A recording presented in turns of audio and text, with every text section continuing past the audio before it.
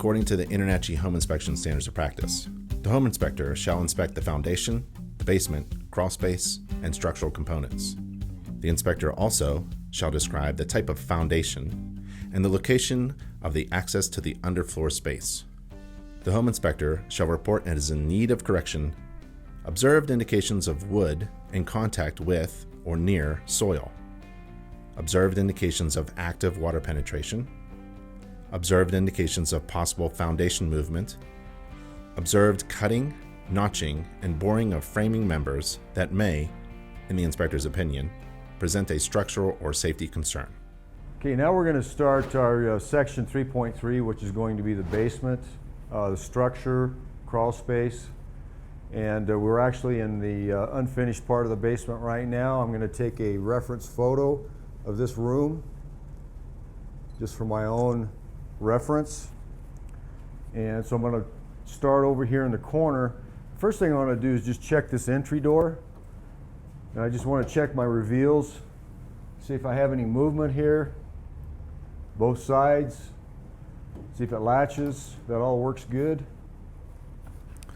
Now I'm going to start moving along this concrete wall, and I've got some expansion material there along the base. That's what I want to see. The concrete floor here is independent of the structure. We've got some expansion joints cut in here for future movement. And we've got over here on the opposite wall, this is called a floating wall system. And it's got this gap at the bottom right here. It's got a base plate and then a plate on the bottom of the top wall. This allows for future movement of the floor. Because here in Colorado we do have some expansive soils. You may not in your area, but here we do. And so this is an accommodation for that, any potential movement. So we're going to continue on with our wall inspection here. We're looking for cracks, any seepage that may be coming in. You can see down here at the bottom, we've got some efflorescence. It's in this corner here, which my first suspicion would be that maybe we've got a gutter leak or something outside that may be seeping in through here. So we want to get that taken care of and looked at. Just keep moving along here, looking for cracks. Coming along this wall here. We got some shelving here that's going to block our view a little bit, but we're still going to take a look. It's important to look at the base as well, because we may have more efflorescence back there. We do have one crack here. It's a hairline crack. It's vertical. This can be from curing concrete from the initial pour. Usually these are not considered a huge structural issue. Typically, if I see horizontal cracking, those really are a signature of some structural issues. So just keep on moving down.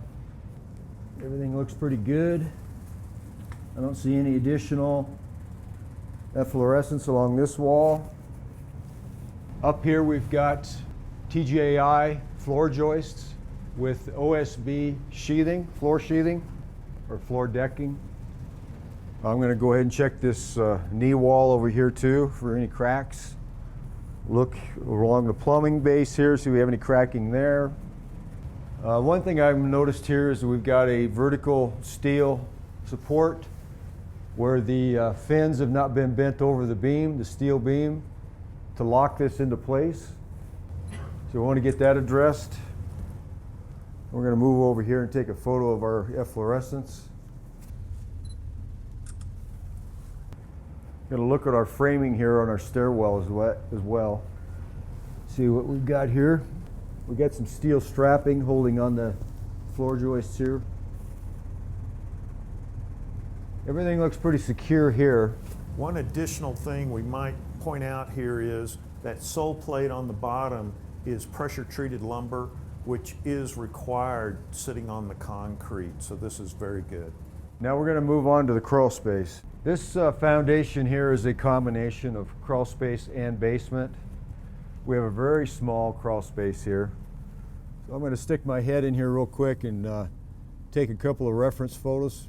A couple things I've noticed, I've got some loose insulation on this back wall. And I've got I've got a spot here where I'm seeing some vegetation, which could mean the potential of some moisture that may have seeped into the crawl space. So I may make a note of that as well. Now, one thing I'm going to ask Lon about is, should there be a heat duct in here? No. Keep in mind we're so open up here and stuff, we don't even have this crawl space sealed off from the rest of the house. So I don't, we have insulated walls. Right. But you might point out that the insulation on the walls is important to keep the crawl space from getting too cold, particularly here in Colorado where we can get some pretty chilly nights. So as Lon pointed out, that this insulation in the crawl space walls is very important to keep the crawl space at a consistent temperature, because we do have plumbing in here and it gets very cold in Colorado, so cold areas, you really want to get that secured. The other thing I've noticed here is we've got a tarp over the top of a loose vapor barrier, and what we want to see now is probably a sealed vapor barrier to hold out any additional moisture that can penetrate through the crawl space into the upper level.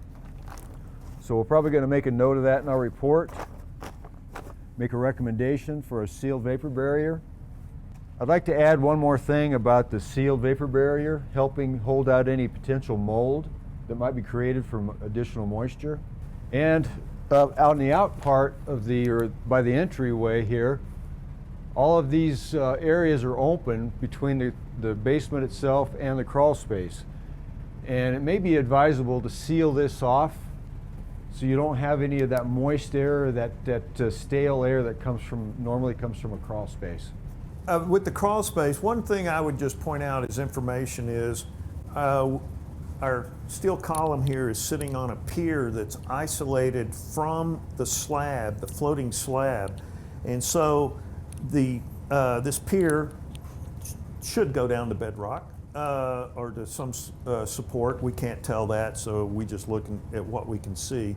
But we isolate the pier from the slab, so if that slab does move around, which it's designed to do, it won't affect the load-bearing column here in the house. So this is like we like to see it here, frankly.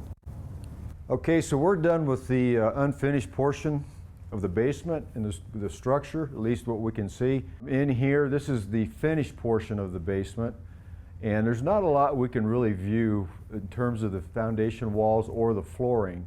However, I like to walk the perimeter of these rooms in the finished area to see if I could feel any unevenness in the floor, which might give us a heads up that we may have some heaving in the floor. So I'm just going to kind of walk around here, and I'm feeling a high point right in here, and actually I feel quite a bit of height or heaving here, and I can actually see over there, if you look at the baseboard, you can actually see the hump, a high point where the carpet goes up against the baseboard. But these are subtle signs that you can use, you know, when you're trying to get kind of gauge what's going on underneath the carpeting.